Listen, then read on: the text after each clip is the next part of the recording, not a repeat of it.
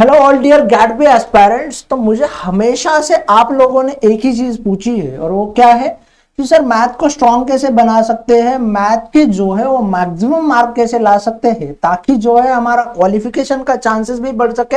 और उसके साथ साथ जब मैथ स्ट्रांग होगा, मैथ के करेक्ट आंसर करोगे तो एक और बेहतरीन चीज देखने को मिलेगी। और वो है क्या मेरे दोस्त, तो वो है आपके रैंक जो है वो प्रॉपरली बहुत अच्छे लेवल के ऊपर बूस्ट होगा।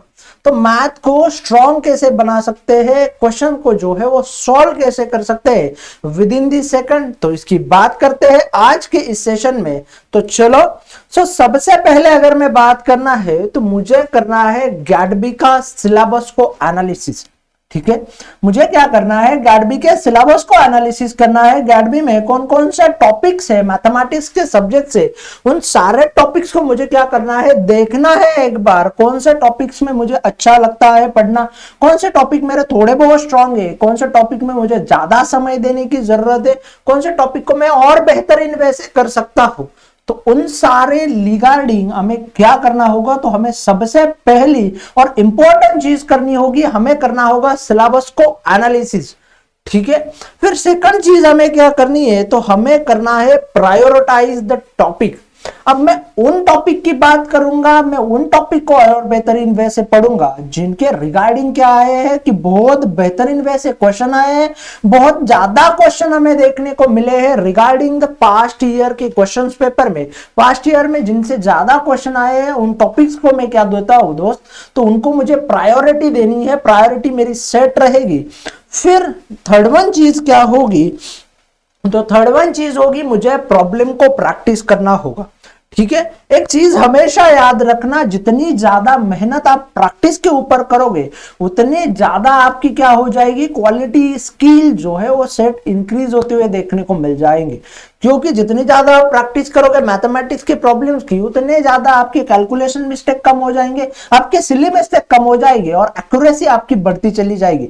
सो प्रॉब्लम प्रैक्टिस करना is a must necessary when we study mathematics. ठीक है, सो आप जितने ज्यादा हो सके उतने ज्यादा आपको क्या करना है, तो प्रॉब्लम को प्रैक्टिस करना है।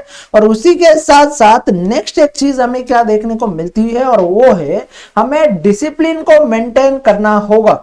ऐसा नहीं है कि हमने पूरे 2 दिन बहुत अच्छे से प्रॉब्लम प्रैक्टिस की, फिर 4 दिन हमने छोड़ दिया, फिर 1 दिन को प्रॉब्लम प्रैक्टिस की, फिर हमने छोड़ दिया। इस तरीके से नहीं होता है मैथमेटिक्स को। आपको डेली आपका क्या करना है, आपका स्टडी टाइम से कुछ टाइम जो है वो निकाल लेना है, देना है आपको। किसके लिए, तो आपके मैथमेटिक्स वाले पोर्शन के लिए। ठीक है, मान लो आप डेली 1 आवर्स भी देते हो तो भी बहुत बेहतरीन है, 2 आवर्स देते हो तो भी बहुत बेहतरीन हो जाता है। ठीक है, सो इन 4 स्टेप्स का क्या करना है, हमें बारे में सोचना है। इन 4 स्टेप को हमारे स्टडी शेड्यूल में इंक्लूड करना है। अब बात आती है सिलेबस एनालिसिस की और प्रायोरिटाइज द टॉपिक्स की, तो उसके रिगार्डिंग देख लेते हैं एक बार। तो मैथमेटिक्स के पेपर की एनालिसिस अगर मैं करने जाऊं तो सेट रिलेशन एंड फंक्शन से 2021 में एक सवाल आया था। फिर लिमिट्स की बात करूं तो आज तक कोई सवाल आया नहीं है, 2024 तक। कंटिन्यूटी से कोई सवाल आया नहीं है, ना ही डिफरेंशिएशन से आया है, इंटीग्रेशन से भी सवाल देखने को नहीं मिलता, डिफरेंशियल इक्वेशन से भी सवाल देखने को नहीं मिला है। सीक्वेंस एंड सीरीज की बात करें तो जी हाँ मेरे दोस्त, यहां से एक सवाल बना था। फिर उसके साथ साथ कॉम्प्लेक्स एनालिसिस के मैं बात करता हूं तो यहां से कोई सवाल नहीं बना है। बट मैं प्रोबेबिलिटी की बात करता हूं तो प्रोबेबिलिटी से देखो 2020 को एक सवाल आया है, 21 को 3 सवाल आए हैं, 22 को 3 सवाल आए, 2023 को कितने सवाल देखने को मिले हैं, तो 2 सवाल मुझे 2023 को भी देखने को मिले हैं। उसी के साथ साथ बाइनोमियल थ्योरम की बात करूं तो बाइनोमियल थ्योरम से कोई भी सवाल नहीं बना है। उसी के साथ साथ ट्रिग्नोमेट्री से 2021 को एक सवाल बना था, उसके बाद कोई सवाल नहीं आया है। फिर अलजेब्रा से सवाल नहीं है, परम्यूटेशन एंड कॉम्बिनेशन से 1 और 2 सवाल आए हैं। उसी के साथ साथ वेक्टर अलजेब्रा जो टॉपिक है वहां से भी हमें 1 सवाल देखने को मिला है। कहां पे, तो हमारी एग्जाम में। उसी के साथ हमारा ज्योमेट्री वाला चैप्टर जो है उससे 2021 से जो है हमेशा सवाल बनते हुए देखने को मिले, और लगभग 2024 में और 23 में हर बार 4-4 सवाल आए।